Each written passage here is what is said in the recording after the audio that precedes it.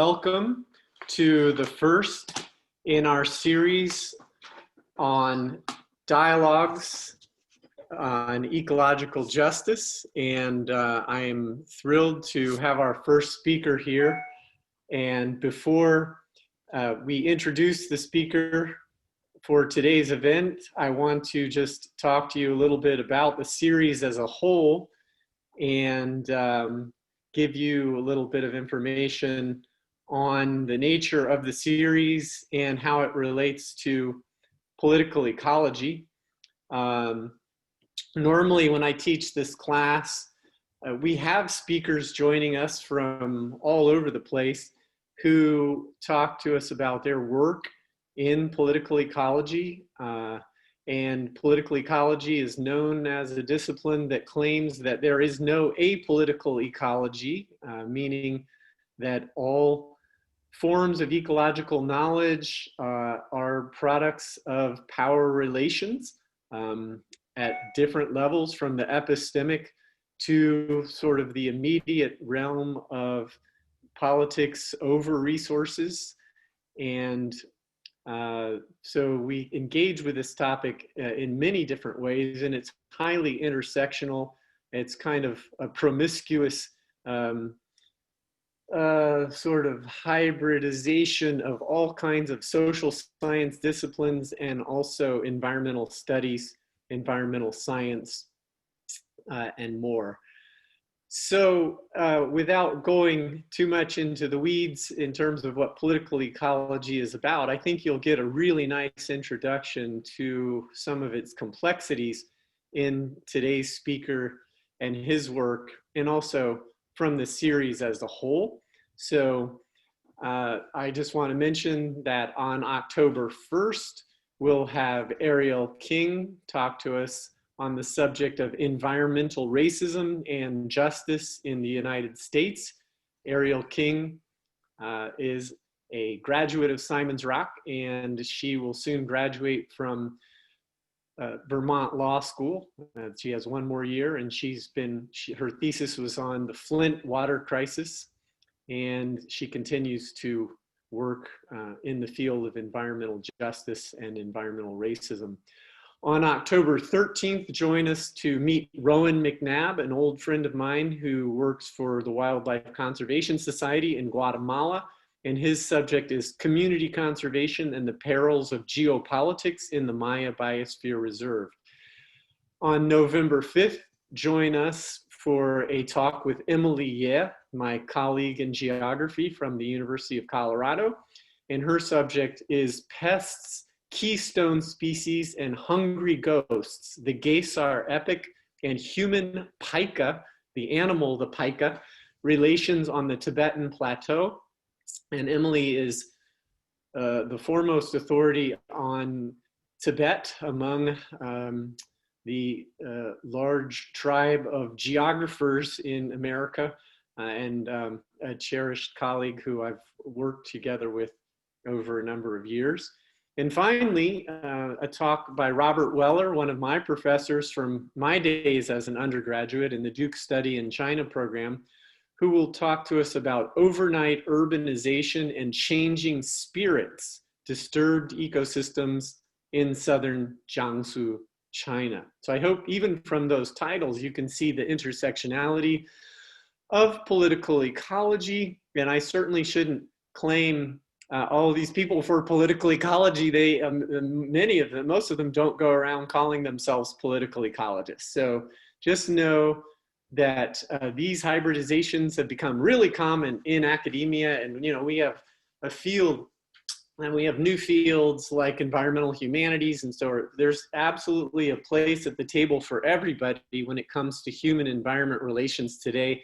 And it's needed badly. And that is one of the central messages, I think, that we can derive from the work that today's speaker is bringing to us, because his work challenges our very way of understanding, our typical ways of understanding our relationships to nature and to property and nature and natural resources as property. So I am going to stop there and I'm going to let Eden Sokoloff continue. And I am looking, there's under Luna Reed's name hiding there. Thank you very much, Eden, and I will let you take it from here. So be sure to unmute yourself, okay? Hi, Right. Sorry, my name is under a different name. I had to borrow someone else's laptop. But I'm excited to introduce Thomas Linzey, who is a licensed attorney and graduate from Widener Law School, who has gone on to specialize in the history of corporations and organizing tactics as a way to help communities claim their rights when threatened by corporate infringement. This passion led him to co-found the Daniel Pinnock Democracy School, which assists groups in creating community campaigns to protect themselves against corporations. He is the executive director of the Community Environmental Legal Defense Fund, which is a nonprofit law firm that advocates for the rights of nature along with worker and environmental rights of communities. He is also on the board of advisors for the New Earth Foundation, a nonprofit that gives grants to innovative projects revolving around humanitarian projects. With this experience, he was able to assist Ecuador in 2008 in drafting the first constitution to include independent rights of ecosystems in writing. He is also dedicated to teaching others about his work. He speaks about public affairs as the co-host of his radio show, Democracy Matters, and has written 3 different books detailing information on how to better your community. Due to his laundry list of accomplishments, he has received incredible recognition, including being one of the top 10 revolutionaries in 2007 on Forbes magazine, and one of the leading environmentalists in the last 200 years, according to American Environmental Leaders in 2018. Thanks. Now I have to live up to that introduction. At the outset, first of all, it's a pleasure to be with everybody. Second, I wanted to extend thanks to Professor Coggins for making this event happen. And it sounds like the dialogues that you guys are going to have over the course of the semester are going to be very interesting. In fact, I hope to join one or more of those because I read the descriptions. So I know folks are probably tired of looking at screens, I would imagine. This is part of a fall college tour for us. We've been speaking to students who are attending virtually as well as in person, but we're going to try to make this as interesting as possible today to keep people's interest. And also to say that it's an honor to speak to students because at the outset of these talks, I usually apologize for my generation screwing up the planet. And so we're going to talk about that today as well. So just to start out, in June of this year, so only a couple months ago, just south of Great Barrington in the little town of Sheffield, a ballot initiative appeared for voters of the town to vote on at the town meeting that would have recognized the Housatonic runs through the town of Sheffield as having the rights to exist, flourish, regenerate, evolve, and be restored. And that ballot initiative was unique in Massachusetts. It's the first one in the state that appeared on a town meeting warrant. And this concept of ecosystems, in this case, the Housatonic River, having certain rights akin to human rights. So we're familiar with human rights, civil rights within the Constitution, the federal Constitution, state Constitution. Basically, the highest way to protect certain values in our society is to recognize rights for those values, because rights give the ability of people, you and I, to actually defend those rights in court. Basically harnesses our institutions like our courts to enforce those rights that we have. And it's the highest way in Western society to recognize certain values, is to recognize those having rights. What was unique about the Sheffield initiative, at least for Massachusetts, was that it would have recognized the Housatonic River as having certain rights akin to human rights. So elevating environmental protection from where it sits today to a level of the most highest legal protections that are afforded under Western law. Now, the initiative didn't pass, but what the initiative did do was it stirred a conversation in Massachusetts and beyond about, people asking, what's this all about? What is this concept of nature and ecosystems having rights? And where does that come from? And a lot of the folks that have been working on this rights of nature work, which has exploded over the last 10 years.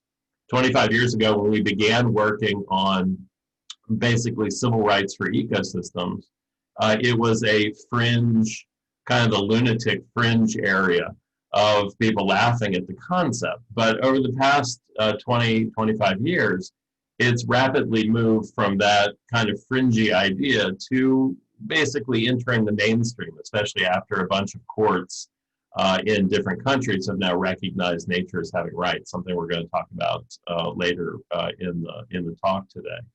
So I think it's good to give people an understanding of where people, what journey they've traveled to get to this place where they're advocating for ecosystems and nature possessing certain civil rights under the law. And a lot of the attorneys that we work with have traveled the same path, which is trying to make the existing environmental protection system work to actually protect the environment. And my journey started 25 years ago, a long time, most of the students were born then, but 25 years ago when we created the Community Environmental Legal Defense Fund right out of law school. So leaving the name aside, and I've since left that organization and created another, but the Community Environmental Legal Defense Fund was set up back in 1995 to make this country's environmental laws work to protect the environment. So coming directly out of law school with a couple friends, we formed a nonprofit law firm called CELDEF, and we were determined to offer free legal services to community organizations across the state of Pennsylvania who were faced with everything from fracking, which is this practice of jamming high-pressure water down into the ground to frack gas out of the ground, has consequences on water pollution and radiation, all kinds of other things, to these large-scale hog factory farms. We're talking 20,000 hogs stuffed into vertically integrated barns, facilities to produce food, produce meat, large-scale water withdrawals, toxic waste incinerators. Basically, the individual projects don't matter. Just think anything that could harm a community came to us after we created the nonprofit law firm to get free legal services to try to fight those things off. So people that didn't want a toxic waste incinerator in their community, imagine that. Or a hog factory farm coming in to their community with all the problems that brings. And for about 10 years, we did what I refer to as conventional, traditional environmental law. We were in front of judges appealing permits. We were enforcing the Clean Water Act and the Clean Air Act and all of the environmental laws in the United States that are held up as the best environmental laws in the world in many venues. And our basic work was one of these facilities, one of the corporations that were applying to put these facilities in would get a permit from the state. So each state has a Department of Environmental Protection or a Department of Environmental Resources. And to put a toxic incinerator into a community, the corporation doing the incinerator would have to apply to the state for a permit. And they would put in a permit application. It could be 100, 200, 300 pages long. Our job, which is the job of environmental lawyers today, was to take their permit application, compare it to the regulations that have been adopted by the state that control the issuance of the permit, and then try to find mistakes between the permit application and the regulations, gaps, omissions, deficiencies, basically argue to a judge that the permit never should have issued, that it was a mistake for it to issue because it didn't contain something that the regulations required. And that could include everything from a signature from a corporate director that was missing on the application to a study that was done in support of the permit that was 10 years old and didn't come up to the criteria of the regulations. But in essence, we would go in front of a judge on behalf of these environmental groups. And at one point, we were representing over 100 rural community environmental organizations in the state of Pennsylvania. And we would be arguing to the judge, Your Honor, under section little c, section 120, little c, little d, little Roman numeral I, little 2, little c, that there's a signature missing on the permit application, and therefore the state agency never should have issued the permit. And we did hundreds of those in front of judges, and most times we would win the first round. In other words, 90%, by some statistics, 90% of these permits that are issued to these corporations are never appealed. So sometimes the war is won by just appearing and making an argument and doing the research about whether there were gaps and omissions or deficiencies in these permit applications. And the judge would say, yes, you're right, the permit application was missing a signature, or missing the study, or missing a bond that needed to be posted to take care of the highway that was going to be used for truck traffic in and out of the facility. And he would repeal, or he or she would repeal the permit that had been issued. And we would all celebrate. The community group that we were representing would have a victory party.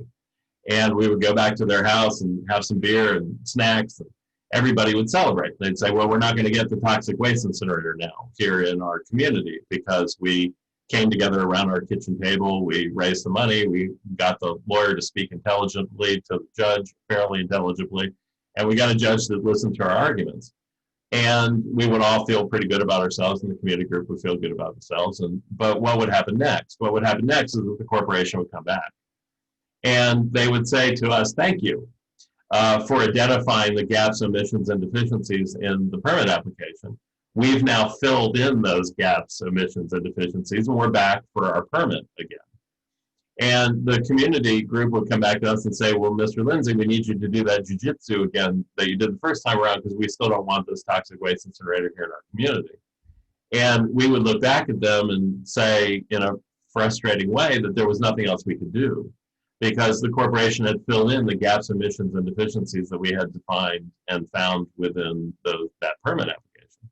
And in fact, things got so bad that at these hearings, we had some of the largest law firms in the region who were representing companies like Waste Management Corporation and Monsanto Corporation, Smithfield Corporation, biggest corporations in the agricultural and other fields, chemical field, come to us and thank us for actually finding the gaps, omissions, and deficiencies in the permit application because those law firms could then charge more to the corporation and bill them more for the work needed to fill in the gaps, omissions, and deficiencies that we had found within the permit application. So essentially, we were operating to assist, in some ways, the corporations to build better permit applications through that entire permit appeal process. And I'm shortening the story here because some of these fights went on for 10 or 20 rounds. You know, Walmart wanted to put a store on a wetlands marsh area. And we fought them for 7 years and went through 10, 20 of these rounds of trying to identify gaps, omissions, and deficiencies, and then the corporation coming back to fill them. The problem was that as we were doing this work, which was resulting in almost no stoppage of anything from coming in because of the way the system is set up to actually deliver these permits to corporations, that we would win awards. We got awards from liberal progressive groups. We got invited to the White House one year by Al Gore as one of the best environmental law firms in the United States. The problem is when you looked at on paper, we looked wonderful because we were winning these first round permit appeals. But if you eventually compared that against what was actually happening to the communities, there was very little similarity between the win-loss record that we had on paper and what was actually happening to communities across the state of Pennsylvania in terms of getting these facilities. And there were two things that were said to us by someone a lot smarter than we were at the time. A woman who was writing a book actually on the history of corporations in the United States and how much power corporations wield over the lawmaking process and the regulatory process. And she said to me, did you know that the monies that the corporations spend defending the permit issuances is tax deductible? So I didn't know that, but it turns out it's true. We thought at least we were costing the corporations money for them to hire lawyers to come in to fight over these permit issuances. But it turns out that the monies they spend defending the permits is tax deductible as a reasonable and necessary business expense under the law. And so it was structural. We weren't costing them anything. And the other thing she said to us back then was she said something that didn't make any sense to me for a couple of years, but she said, the only thing that environmental regulations regulate are environmentalists. That the regulations themselves, because the corporations in a given industry are the ones that essentially write those regulations, that those regulations are written in a way that when we try to use them or crawl into them, that our defense of the permit issuance, trying to get the permit overturned, is basically defined by that regulatory structure. So we're trying to fight within a regulatory structure which was written and authored by corporations within the industry.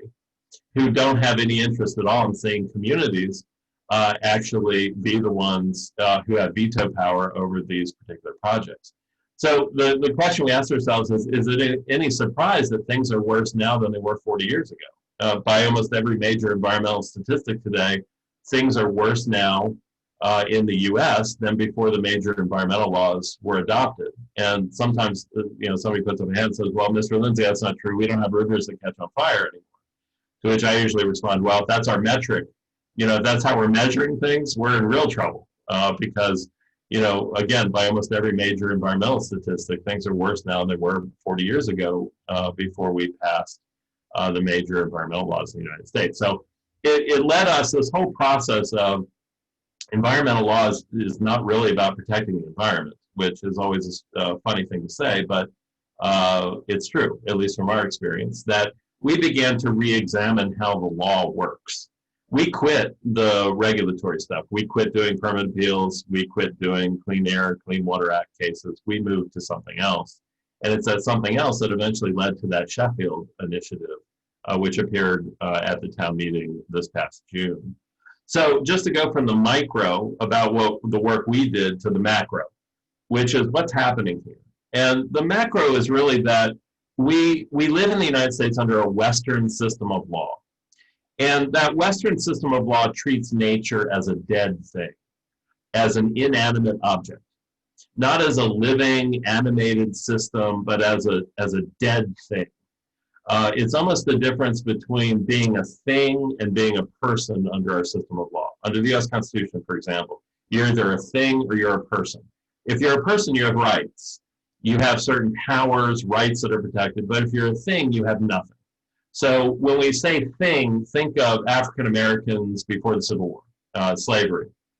Slaves were things. You couldn't kill a slave. You couldn't be convicted of homicide for killing a slave because a slave was property. All you could get was damages for the owner for being deprived of the slave's labor. So a slave was a thing under the law, had to be transformed, African Americans, into being persons under the law. Think women in the 1840s. Women were not persons under the law. They were things. We needed a movement, the suffragist movement, and beyond, the equal rights movement, to actually move in that direction of transforming women from being things into being persons. Now, that's the Western system of law. That's how the Western system of law treats nature. But we are, of course, aware of other cultures that treat nature differently. And those cultures are, by and large, indigenous cultures that speak about nature in different terms. So the Ponca tribe in Oklahoma speaks, they talk about speaking to those without voices, so speaking to the animals and the ecosystems. The White Earth Nation, the Chippewa in Minnesota, one of our clients, talks about the flying people, the swimming people, the singing people, i.e. seeing ecosystems and nature as an integral part of themselves. The Yurok Nation, which recently passed a law recognizing the Klamath River in California as having certain rights. They talk about the Klamath River being a living being. It's a difference between the living in a world in which you see everything as inanimate or dead versus living in a system in which things are alive and life supporting, both for our life support systems as well as for a healthy ecosystem, a healthy planet. Now contrast that to the Western system of law, and the quote that we use is from Sir Francis Bacon, Englishman, who used to talk about torturing nature on a rack to get her secrets. So the difference between treating nature as a living entity, a system of support, a system of life, versus the Western system of law, which treats nature as basically something to be tortured for its secrets, couldn't be more different. There's a disjunction there between those two views of nature. Unfortunately, the Western system of law that we live under, that system of law in which nature is inanimate and nature is property, so basically can be destroyed to most effect. If you have the ability to own more ecosystems, you have the ability under our system of law to destroy more ecosystems because nature is property.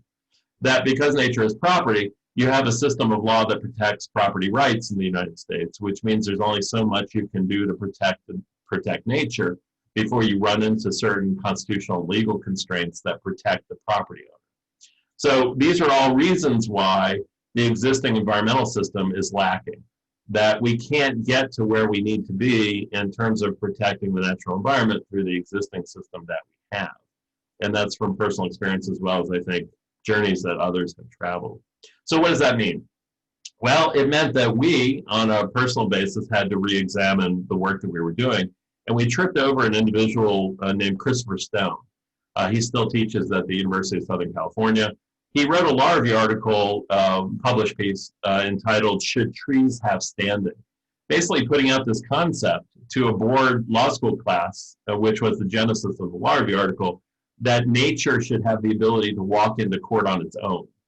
That if you have a situation where a forest is being clear-cut, that the forest itself should be able to be a plaintiff, represented by people who are speaking for it, but that the forest itself, rather than environmental groups or other individuals, should actually be able to be plaintiffs in those cases. And I know that bends our brains sometimes to think about ecosystems, forests, rivers as being actual plaintiffs in a case. But that has happened in different places that have adopted these rights of nature laws. So Christopher Stone, this USC law professor, writes an article, "Should Trees Have Standing?" It happened to come at a perfect storm time, which is the U.S. Supreme Court was deciding a case called Sierra Club versus Morton.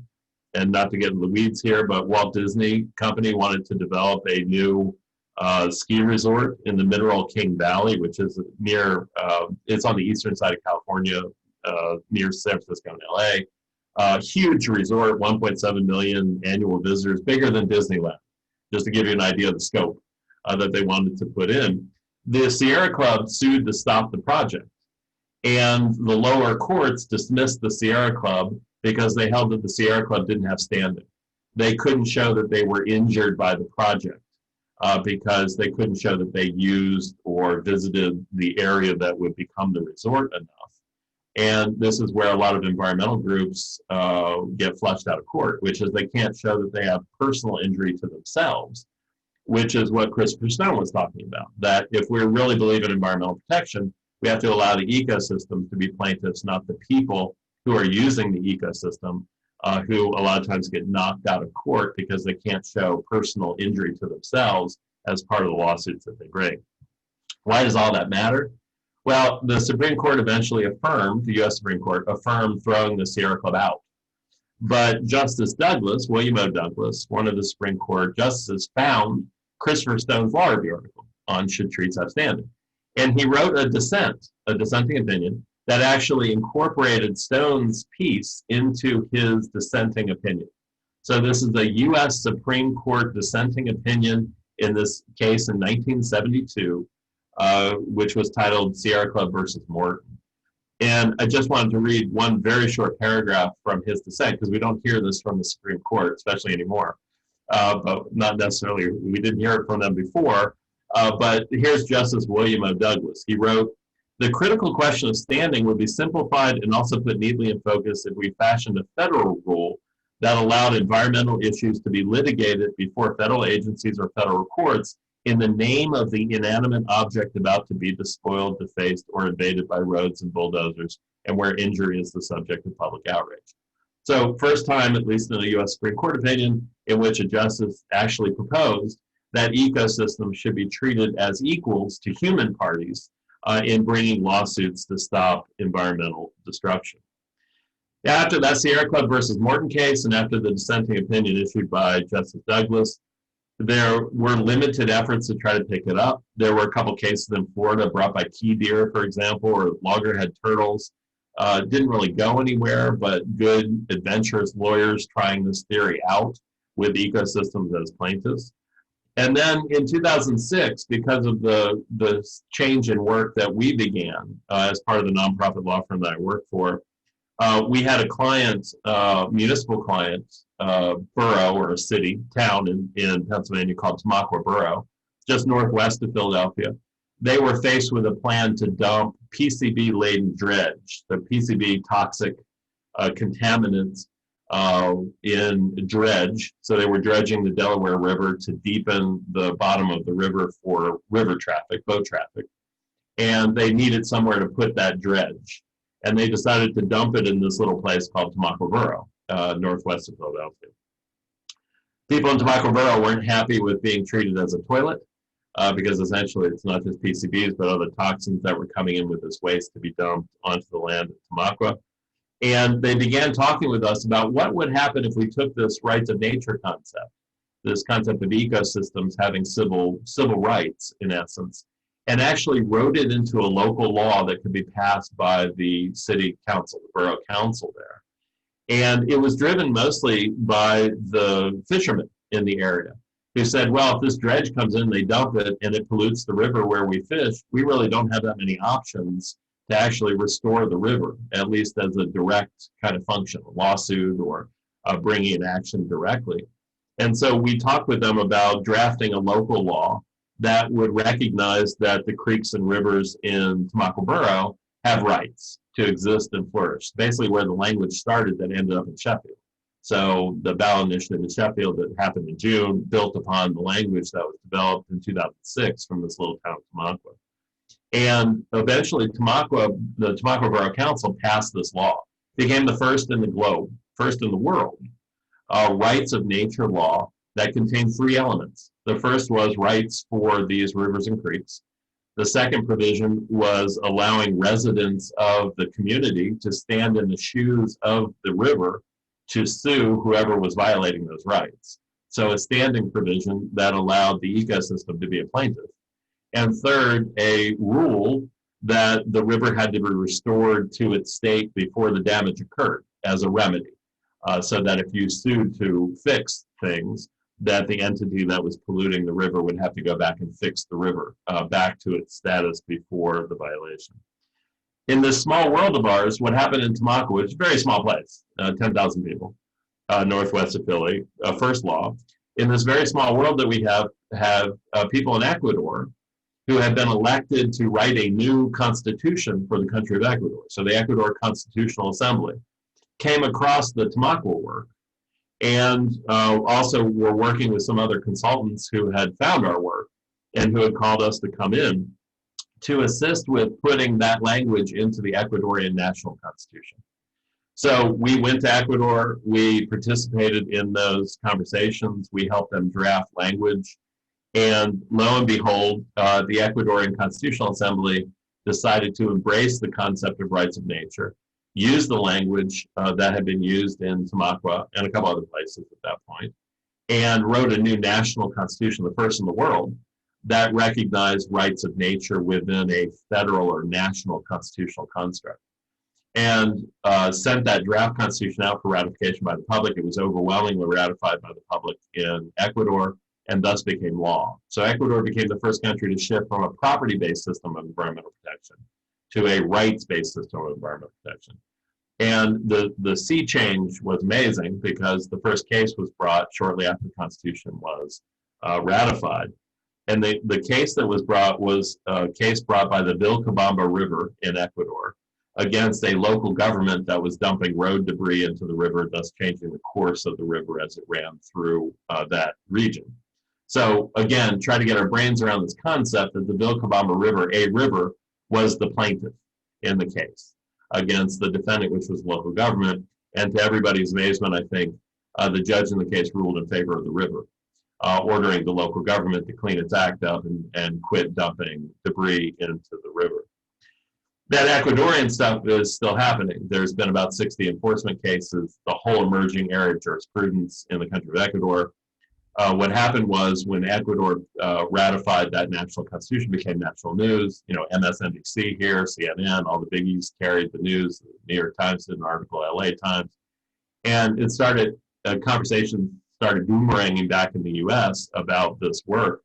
The next municipality to adopt a rights of nature law was the city of Pittsburgh. By unanimous vote of the city council there in the city, they sought to protect the three rivers, the Ohio, the Allegheny, the Monongahela, as having certain rights to exist and flourish and regenerate within the city, basically in response to threats from fracking companies who were dumping frack chemicals into those rivers as they were flowing through the city of Pittsburgh. And then today, just to bring us up to date, about 36 communities in the United States to date have passed these rights of nature laws. And they include places like Toledo. The city of Toledo overwhelmingly adopted a Lake Erie Bill of Rights That became well known in terms of generating conversation, those types of things. In addition to those municipal laws, perhaps the most surprising to those of us who are working in this, what's become known as rights of nature movement, is the international developments that have happened in courts across the globe. So usually up until now, this time in the chronology, we were helping communities pass local laws. Ecuador had their constitutional provisions in place, but no other place had these pieces of legislation in place or laws. Courts began holding, and this still amazes me, even though it happened 4 years ago, that the rights of nature was becoming an emerging norm of international environmental law.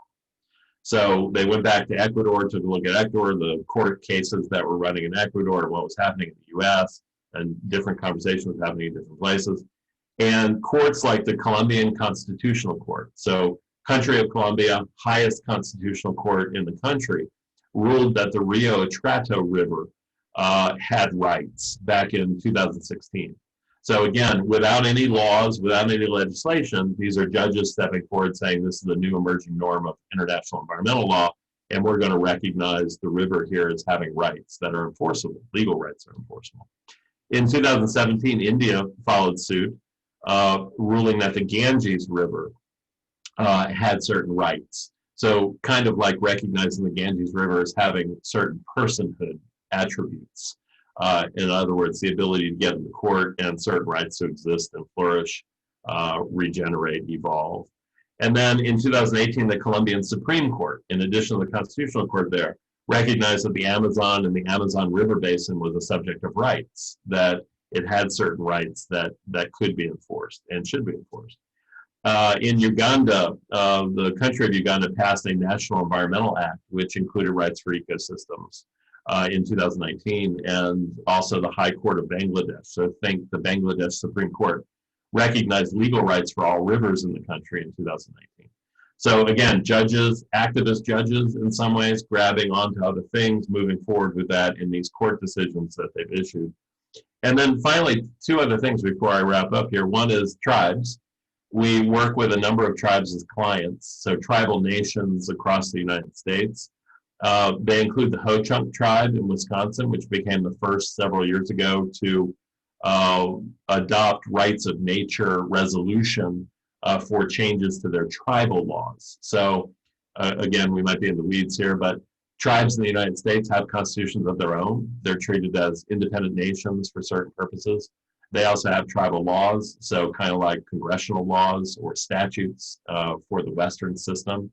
And so tribes have been examining rights of nature laws to be driven into their tribal constitutions or passed as tribal laws by the tribe, sub to their constitutions. But the Ho-Chunk tribe is the first. Ponca in Oklahoma have also adopted rights of nature law. The Ojibwe Anishinaabe people, Chippewa in Minnesota, the White Earth Nation, passed a rights of wild rice law to protect their cultural heritage of wild rice, which they grow on the reservation. The Menominee in Wisconsin recently passed a law or passed a resolution recognizing rights of nature, as well as the Yurok tribe in California, recognizing right to the Klamath River in an attempt to try to save the salmon runs, which have dwindled to almost zero on the Klamath River on their reservation. So just the final piece to finish this out is this year is a good year for rights of nature. There's lots of stuff happening. A lot of environmental groups have begun to support rights of nature. To my amazement, in 2016, the Democratic National Committee in the national platform for the Democratic Party here in the US included a rights of nature provision in the Democratic National Committee platform. The Florida Democratic Party has also adopted a rights of nature platform plank. And there was a suggestion to put rights of nature into the 2020 Democratic National Party plank. Didn't quite make it, but it shows to me that there's a kind of discussion, deep discussion, debate that's happening in different quarters about the need to protect the natural environment in a different way. This year is special in that in Orange County, Florida, perhaps maybe the least likely place to put something forward. So think Orlando area of Florida. There's a group in Orange County that worked last year to get the county government, an entity of the county government, to place a rights of nature law on the ballot for this November. So November 2020, November 3rd of this year. And that initiative seeks and would, if voted on positively, would recognize rights for the Wekiva and Econlockhatchee rivers in Florida.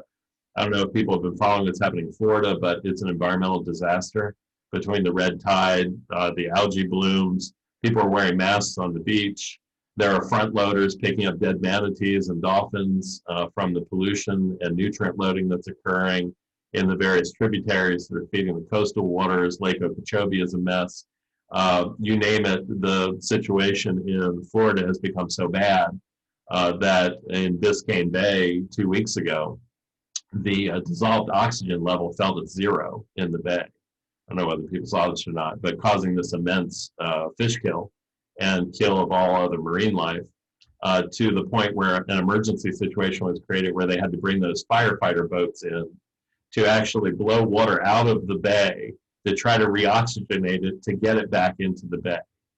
And so we're at this point where we're kind of at a precipice, a crisis moment. And in Orange County, Florida, that's been felt the most intensely, I think. And that initiative is on the ballot this year. I think it's the most important environmental ballot initiative in 2020. It is that big. It is a county of 1.5 million people and would be the largest municipality in the United States to actually adopt something along these lines. So I'm very excited. I'm always excited to share these stories with folks. But the key takeaway here is that our existing environmental system is not working. No matter how hard we try to make it work, it's really not intended to function to protect the natural environment. And that second, we need to return to an indigenous value system, one that sees the world as alive rather than dead, and seeks to redesign the law so it protects the living. And finally, the third piece is that we have to understand that change takes a long time. The abolitionists in the United States to abolish slavery, it took 120 years from the first organized abolitionist movement to the 13th, 14th, 15th Amendments being passed to abolish slavery, recognize voting rights. And for women, it's been 140 years from the first organized meetings of the suffragists to actually accomplish passage of the 19th Amendment in 1920. So change takes a long time. And as Professor Coggins said at the beginning, this kind of change is paradigm shifting, it's structural, and it takes a long time for people to get their heads around it. But if we are going to go about the business of actually saving this place and having a habitable place to live, and I'm speaking from Spokane, Washington today, where the air quality index is at 490 on a scale of 0 to 500. So it's so smoky here, you can cut it with a butter knife, and that's because of the wildfires, which are produced by climate change, et cetera, et cetera.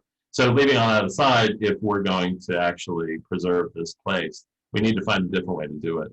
And I think what's happening now is probably the most exciting movement that I've seen from an environmental protection standpoint over the last 25 years. Thank you.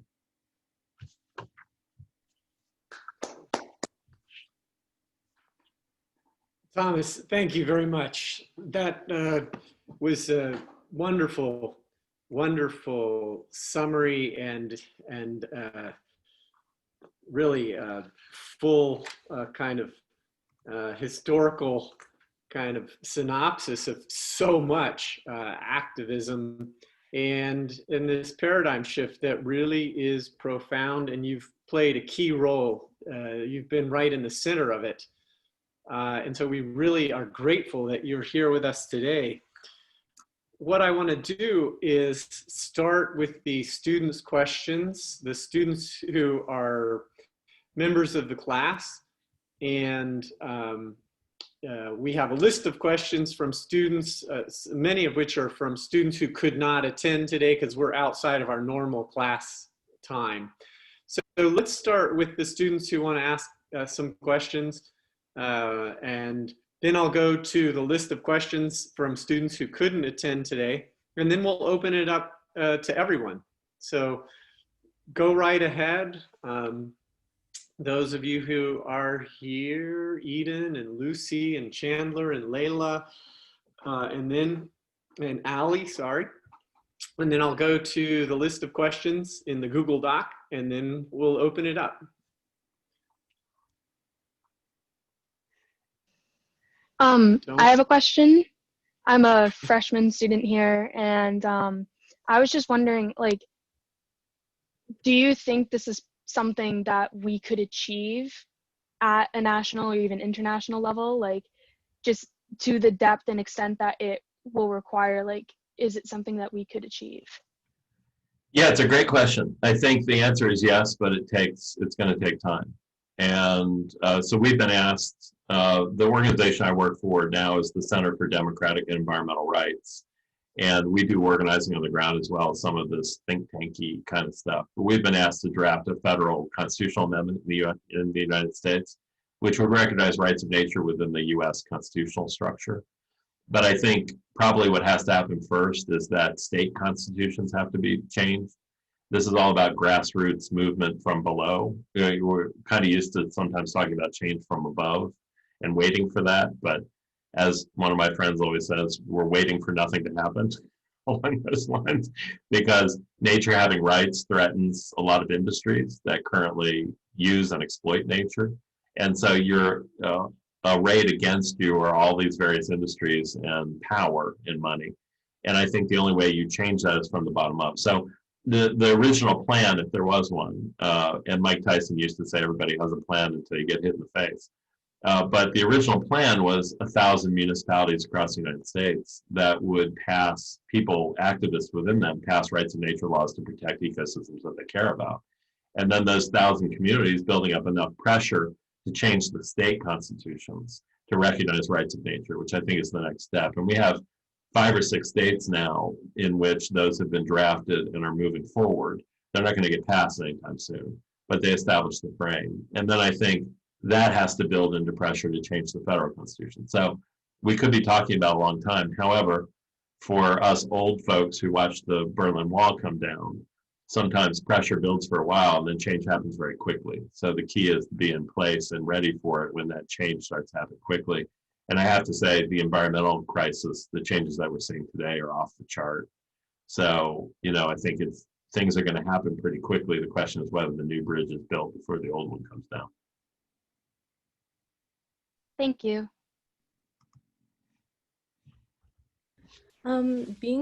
Especially being based in Washington, where all of these wildfires are happening, and right next to California, do you see anyone working towards implementing the rights of nature into those state constitutions? And if not, would you suggest, what would you suggest they do? Yeah, it's a great question. It tends to be when these crises hit, like the wildfires and the smoke, people are so have to pay attention to themselves and their families so much in the immediate crisis that's happening, kind of like COVID. It kind of pulled people out of that political place and more towards how do I protect my family and myself, which is understandable. And getting at the structural causes is really always kind of difficult. But in California, you have a county that has passed a rights of nature law, and you now have interest from a couple other cities and towns in passing something. I happen to think, the question reminds me, we were hired by the Maldives. Maldives are an island nation off the coast of India. We worked with their national government for about a year to talk about driving a right of climate into their federal constitution that would recognize that not only people have a right to a livable climate, but that nature has a right to climate as well. It always sounds a little hippy-dippy to say it. I mean, but the fact is that what we wanted to do was recognize a constitutional right in the Maldives that we could then use to sue utilities and countries who were not complying with Kyoto Protocol and climate change stuff. In other words, who is causing the harm, and how do you use the legal system to actually create a remedy to that harm? Because I don't know, you guys might be as impatient as I have gotten over the past 20 years, but the climate crisis has just gotten worse and worse. And even if we implement everything that's in the international climate protocols, it doesn't stop the worst of the climate change stuff from happening. So I'm wondering why people aren't getting off their ass, you know, in the legal field and in elected officials to actually use their local lawmaking capacity to then put teams of lawyers together, which is what we started to do, to sue those who are causing their problem. And so we love it when countries, you know, decide to go like the Maldives recently did about going climate neutral. But to tell you the honest truth, the Maldives aren't the ones causing the problem. It's the U.S., it's China, it's utilities, it's everybody else. So why don't we go after them? I don't know. But getting back to your precise question, in California, we drafted a California constitutional amendment that would recognize rights of nature in California. But again, your state elected officials, Massachusetts is probably no different than California, but your state elected officials are beholden to certain industries, certain power structures, certain money. And those folks are very threatened by rights of nature stuff, so much so that in Florida and in Ohio, the state legislature has passed laws banning municipalities from adopting rights of nature laws. So I just want to pause there for a moment, because these are state legislatures who have said we're not going to allow cities, towns, and counties to pass laws recognizing rights of nature. So it's, when we look at the legislative power structure, it's very clear to us that moving something is going to have to be a revolt. It's going to have to be like an organized grassroots revolt to take over these power systems. It's less about nature and more about democracy, whether we have a democracy or not. And that's a whole different topic about whether a system operates as a democracy. So that change is going to have to be forced. It's one thing to draft rights of nature law at the state level. It's a whole other question about moving it. But I think as these become more popular, you're going to have more state legislatures coming out to preempt or prohibit municipalities from passing. In Massachusetts, it would mean the Massachusetts legislature passing a law that would ban the town of Sheffield from recognizing the rights of the Housatonic River. And I think eventually that's probably what you're going to see in these states and what we have to fight through. But it's no different than the suffragists or the abolitionists faced. The suffragists won advances, and then state legislature took them away over a period of 20 years. So I think it's all in the mix. So it's going to be a while, but those laws have been drafted. Thank you. Do we have any additional questions from students who are in the class? Yeah, I have a question. So under sort of this premise that we've been historically trampling on, you know, the rights of nature, do you feel that our focus now should be more geared toward adaptation or mitigation? And sort of, would it be a better use of our energy to kind of clean up the mess we made or make sure it doesn't get worse? I think both. And restoration is an important piece of this work as well. But I think we have a lot to learn from indigenous cultures. It's like, you know, the Western culture has been so harmful. This worldview that we have has been so harmful because our laws flow from that worldview. And the indigenous worldview is much different. And I think we have a lot to learn from the you know, the Yurok and the White Earth and Ojibwe. And unfortunately, the system kind of suppresses that indigenous value system and pretends that economic growth, and it pretends endless economic growth is possible, that it doesn't see nature as a constraint or a limit. It pretends that endless growth is possible. And that's crazy. That's the, you know, that's the anatomy of a cancer cell, that a cancer cell feels that it can grow forever and kill off its, of course, it kills off its host, which we may do as well. But the future is kind of bleak unless I think we turn to these new models. And these new models are about not only stopping the harm that's going to happen, the prospective harm, but also trying to reverse the harm of the past. So in Florida, for example, they're looking at cleaning up these rivers from prior damage and trying to use the initiative to give them some grounding to do that as well. But these laws are also about giving a minority of people, small number of people, and a relatively small number of people care about environmental stuff in the United States, just fact. And so, but it's about giving us the tools that we need to force that larger change. And I think that's one way that the rights of nature could be used as local laws.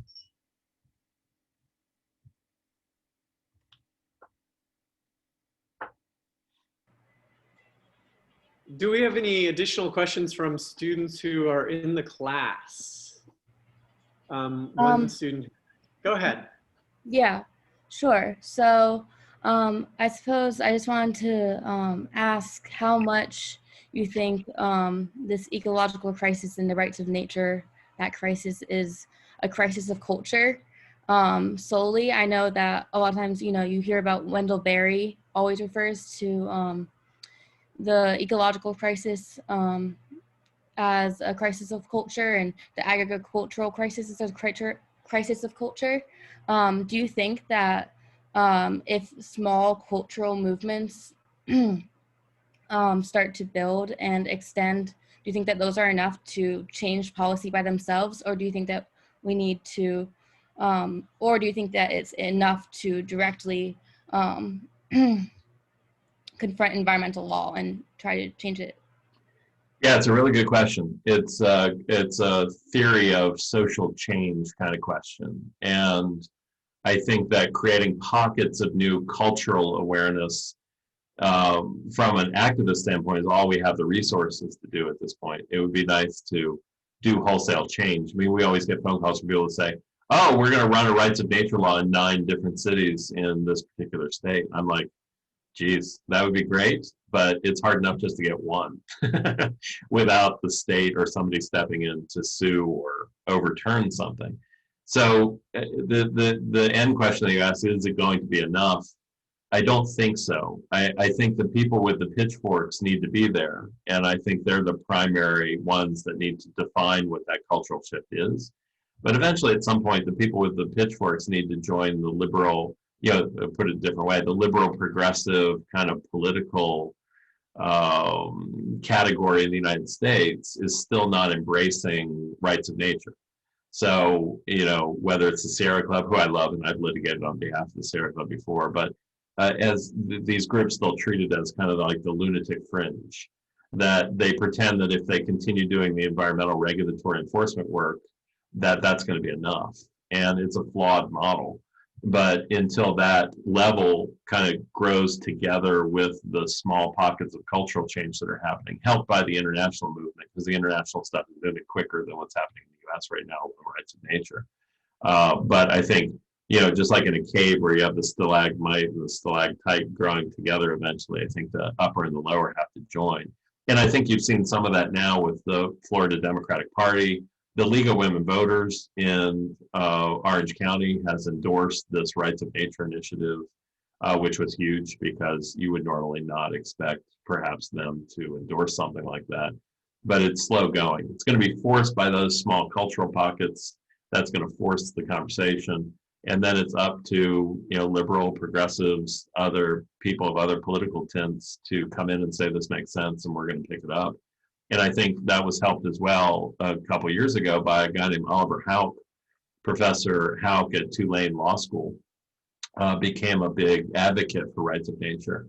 And he's important because he helped to write the Federal Clean Water Act. So he was basically coming out saying, hey, the Clean Water Act is good, but it's not enough. And we need something else, and it has to be this rights of nature stuff. And he has a following in the United States. So it's amazing what one person is capable of. You know, they come to a different place, a different understanding. They join hands with those small cultural pockets, which are beginning to drive change. And then something else happens. And I think we need more of that, you know, something else happening. Corinna Gore, who's Al Gore's oldest daughter, keynoted our Tulane Law School conference on rights of nature that happened 1.5 years ago. And we worked closely with Corinna, co-taught one of her classes. So it's like these quote unquote very important people that need to start stepping to the forefront to support the efforts of these small cultural pockets. That's how it turns into something larger, whether that's state-based or national. But I have to say, it's the rights of nature movement is the only thing I think that has any hope of actually reversing what we've caused here. Otherwise, we're looking at mass extinction. I mean, all the worst case scenarios that the climate folks spin, I think, are optimistic at this point. So we're looking at kind of Armageddon.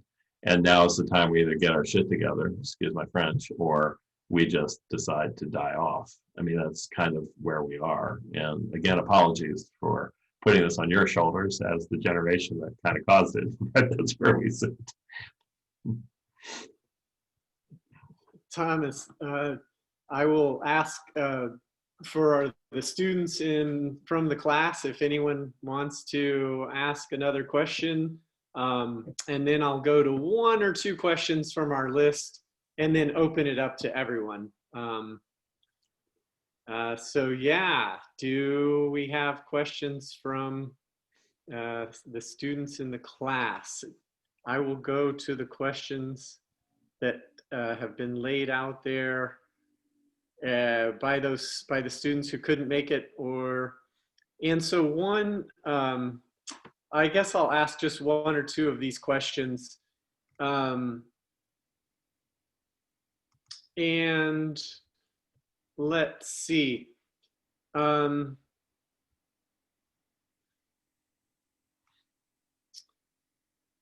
So if rights of nature were successfully implemented across the board, how far would it go? For instance, would there be a form of reparations rolling back on consequences of the Industrial Revolution and other material booms? And also, I would just tag on to that question of how far would it go. I was intrigued when you said that nature has a right to climate. And so I'm starting to think about scale here. And so let's just stick with the students' way of phrasing it. If rights of nature were successfully implemented across the board, how far would it go? Yeah, the best answer to that is we don't know. Right now, the rights of nature work that's been done has been fairly contained. It's been under certain standards that have been driven, honestly, by groups that are trying to stop certain things from coming in. So a harmful project appears on the horizon. People have been trying to use rights of nature to try to stop that harmful thing from coming in. That was really the first stage evolution, first part of the evolution. The second part was about talking about what rights of nature could do outside of the city or town or county in which that rights of nature law was passed. We call it extra jurisdictional enforcement. So for example, in the city of Pittsburgh, who passed a rights of nature law to protect their rivers, what happens when a frack company outside the boundaries of the city of Pittsburgh decides to dump chemicals into the water? So technically their action of dumping happens outside the boundaries of the city, yet it impacts the rights of the rivers when it flows into the municipal boundary of the city of Pittsburgh. So how do we use rights of nature laws to reach outside our own municipalities to actually affect actions that are happening outside? And that, I think, is the place where this right of climate, which, by the way, has been passed by Lafayette, Colorado. The city of Lafayette passed a right to climate and a right of climate for ecosystems and people within the city. And a court ruling came out a couple years ago in which a federal judge held that humans, have a right to a livable climate as a constitutional right. And so there's, some movement in that area. Not everything is really slow and clogged up, but so that's moving. But the question is, how do we, like the tribes, say to us, well, we're not really doing that much to violate rights of nature within our tribal reservation. How do we use it to stop the frack well that's going to go in, down the road? Or more precisely, how do we stop the pipeline that they're trying to put in? Because the pipeline is going to flow oil. Oil is going to exacerbate climate change. We have an ordinance that recognizes that nature has a right to a livable climate. How do we use that to actually enforce it to stop the pipeline from operating?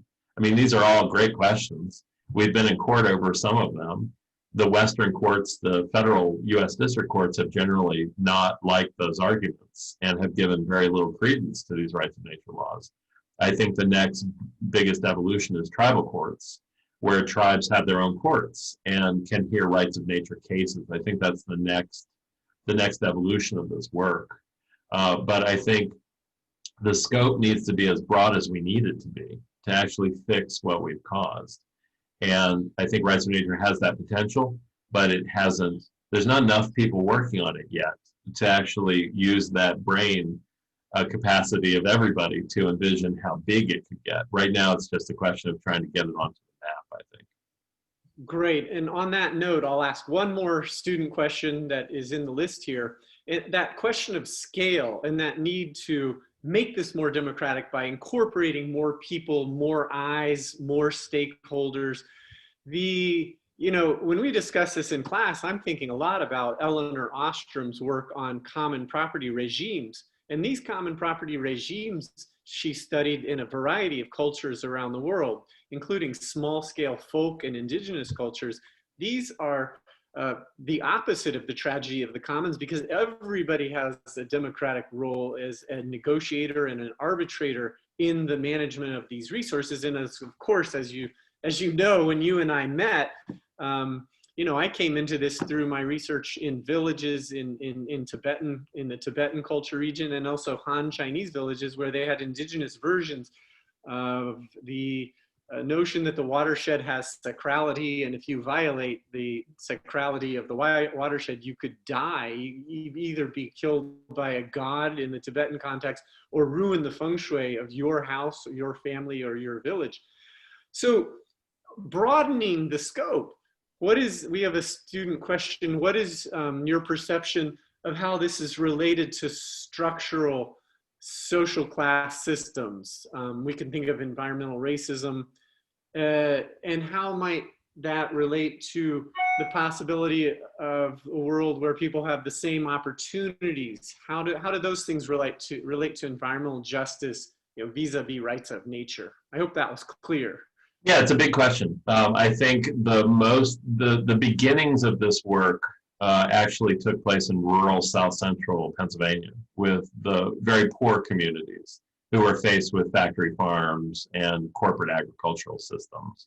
I think the tribes are the next emerging front line for this kind of work because it matches their indigenous value system enough to use the tribal courts and go through the law. So I think this is not a movement being pushed by comfortable people. It's not necessarily a movement being pushed by, you know, for lack of a better word, white municipalities. Communities of color are driving it forward for things like banning glyphosate that's the stuff used in Roundup, you know, made by Monsanto. You know, banning chemical use within African American communities. The work also started in Pennsylvania around toxic waste incinerators in the city of Chester, which is an African-American community outside of Philadelphia that was getting all these toxic waste incinerators. So I think you're looking at a movement that is diverse. And I think that's the battery power for it, is that the disenfranchised and dispossessed are kind of standing up and saying, we have solidarity here with ecosystems and the natural communities that we rely on. Our human rights apparently are not enough at this point to stop these projects from coming in. And so you're seeing kind of a new coalition arise. And I think that's the direction or the future of this work, is getting more of those communities involved, because that's where the battery power is. It's not coming from suburban Philadelphia or suburban Boston. You know, people are comfortable and they think systems work. They don't understand that those systems have failed them until they're faced with something that they need a new tool for. And so, you know, toxic waste incinerators don't go into Needham or into, you know, right outside of Boston. They go into poor communities and communities of color. And I think that rights of nature nicely dovetails with that. In fact, I'm keynoting the Tribal Environmental Law Summit next week, which was originally, it was being held in Anchorage, Alaska, but about 800 tribal members who work on environmental issues, because the rights of nature work is now spreading to those different tribes with interest from activists about using the tribes as the base to pass those rights of nature laws. Thank you. Okay, thank you everyone for being so patient, and I'm opening up the floor for all to jump right in and participate.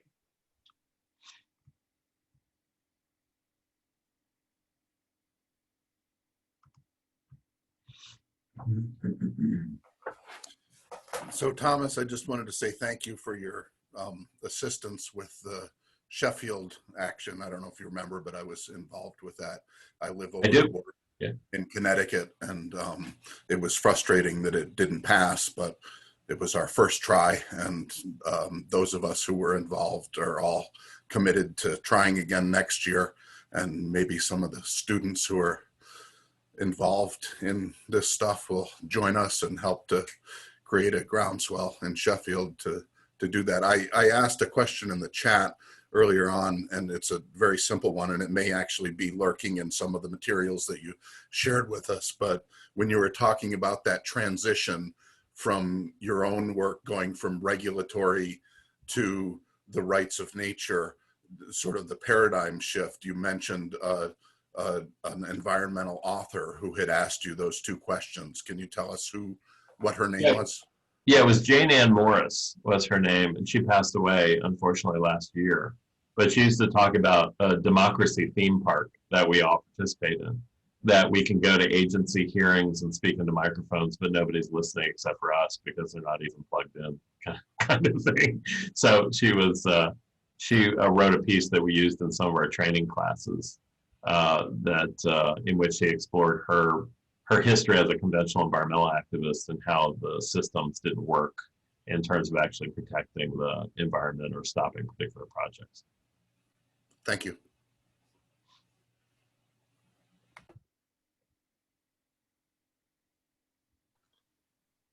Thomas, I also want to say thank you for your talk and for this history of this movement. I want to ask a question, I think another question about scale. And I'm just curious also what you see as the limits of this approach. And I think that's tied to this question of scale. So at what scale do you find this rights of nature approach most practical, or do you imagine it to be most practical? I hear you talking about ecosystems having standing and rivers having standing, maybe forests having standing, but I'm wondering about, like individuals, like species and where the individual creature, tree fits into all of this.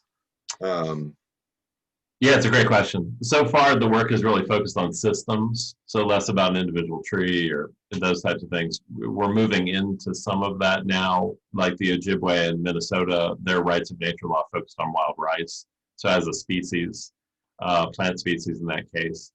I think we have to understand also that we're kind of at the beginning of the beginning here with the rights of nature stuff. Used to be we were at the beginning of the beginning of the beginning, so we're one step up from that now. But and the beginning was the most practical use of this was to stop stuff, stop projects coming in, try to use it to stop projects coming in. I think that was its base use.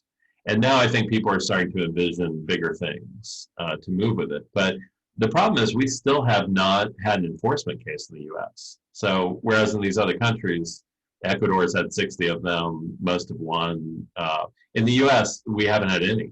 We've had 2 cases in which we intervened. I was the lawyer on behalf of a watershed and a stream into federal court, or attempted to. We were allowed to participate in, like judges' conference calls and all that kind of stuff, which was great. And we were listed as a party, but in the end, she denied intervention to the ecosystems. So it's like, the court systems don't recognize these laws by and large because they see them as something way out of their own. And it's no surprise. I mean, you have to be exposed to it for a while before you even want to do something about it. But the judges have been generally hostile. So it's almost like the bar has been set very low right now, which is we're looking for an enforcement case. And I think the tribes, in tribal courts, the best place to bring it because the Western courts have been so hostile. I think eventually, we've been looking at cetacean, so dolphins and whales, protecting them. Worked in Australia to perhaps recognize dolphins and whales as persons under the law. We've also worked with the Human Rights, Non-Human Rights Project, which does the work with chimpanzees and bonobos about recognizing them as persons. The Spanish court last year put out an expansive ruling on bonobos and other primates being persons. I think it's almost like different branches of the same tree in some ways. But we focus mostly on systems, and in fact, mostly on waterways lately. So rivers and streams and the right to flow and that kind of stuff. I think the sky's the limit, but we also have to be very practical about where we are and recognize that we're at the beginning and that we're looking for smaller kind of practical stuff that eventually will build into that solid building that we need to take us back past the Industrial Revolution. But we're not close to that yet. But that's a kind of a real life answer, I think, to your question, or at least an attempt. Thank you. Yeah, I just want to interject, and then I really hope we'll hear questions from some other folks, but it seems like when you change the legal status of nature, it affects the status of humans as political or legal beings. And you put us in a position of having, as your title of your talk notes, to a position of having to speak for the trees. And so it seems we have to use our imaginations to try to know what those trees are as rights-bearing entities or beings. And that's a cultural adventure, if ever there was one. So I like that you've opened up a horizon and said, this is a horizon. There's a long way and we don't know where we'll go. And I appreciate the questions that have sort of opened that up too. So I guess I'll leave it at that, because I think we could talk for hours, but I want other people to go ahead and join in. So.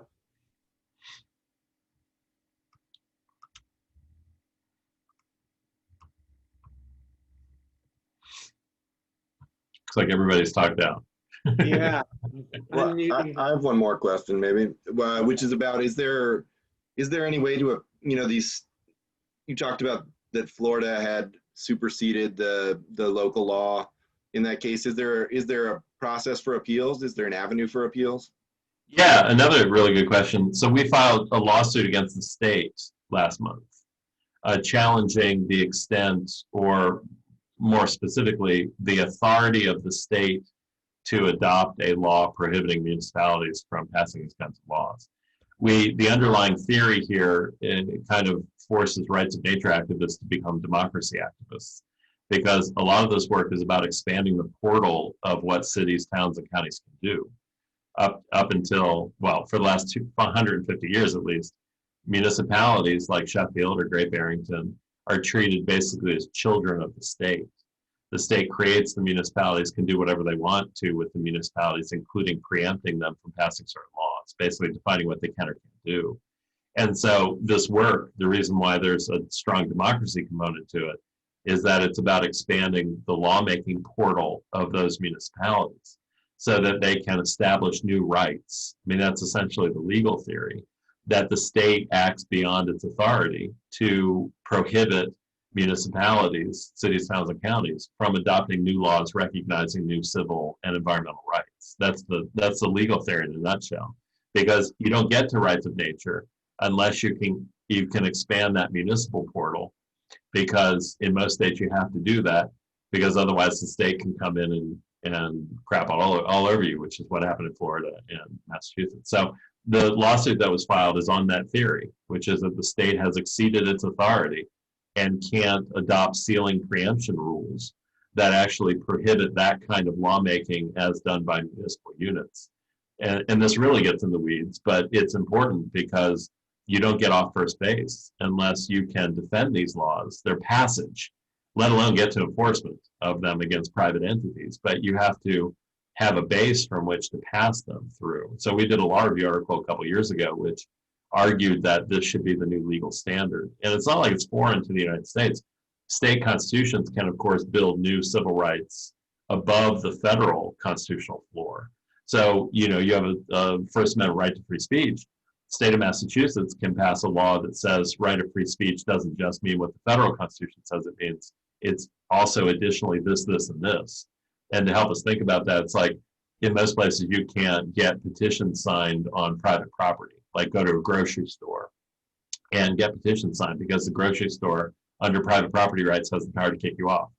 But let's say the state of Massachusetts decides that your First Amendment rights includes petitioning at private property, like grocery stores.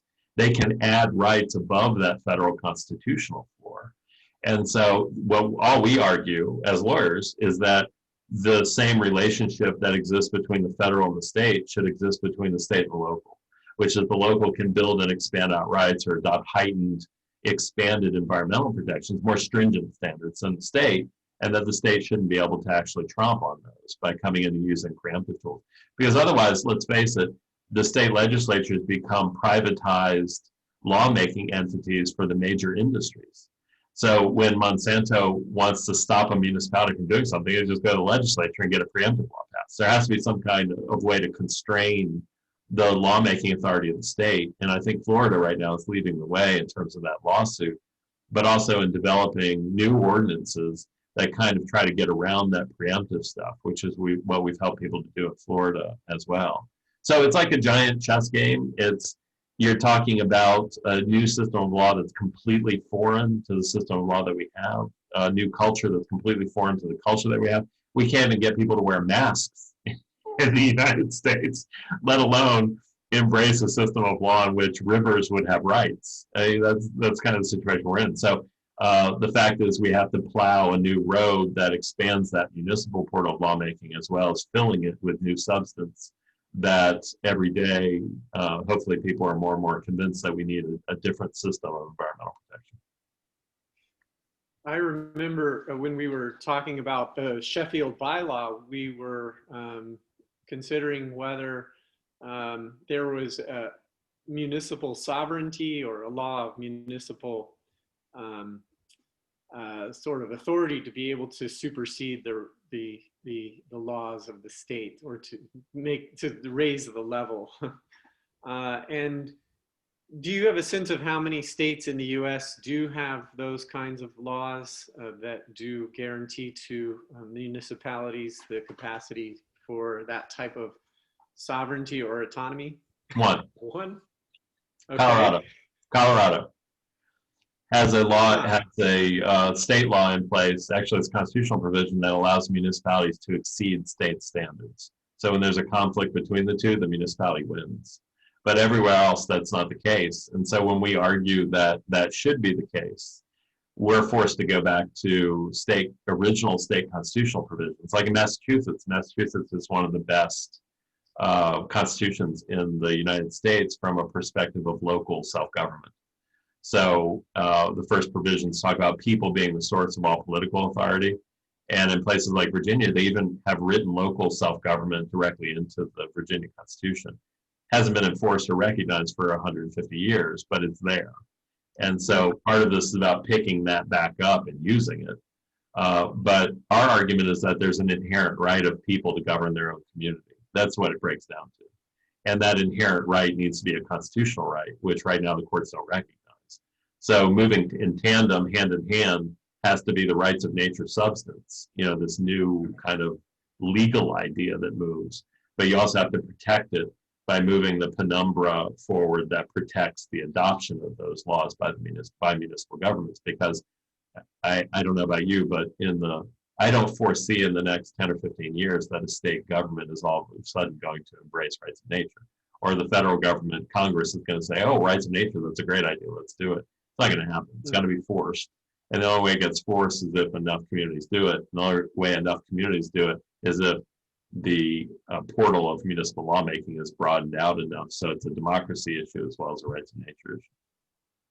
Wow. That sounds like a great place to stop. It gives us a kind of a charge that we can imagine to carry forward. And what a long road, but what a fascinating topic and a fascinating set of possibilities. And I like that you remind us of the urgency of these matters. So thank you very much. And let's give a big round of applause to Thomas Linzey.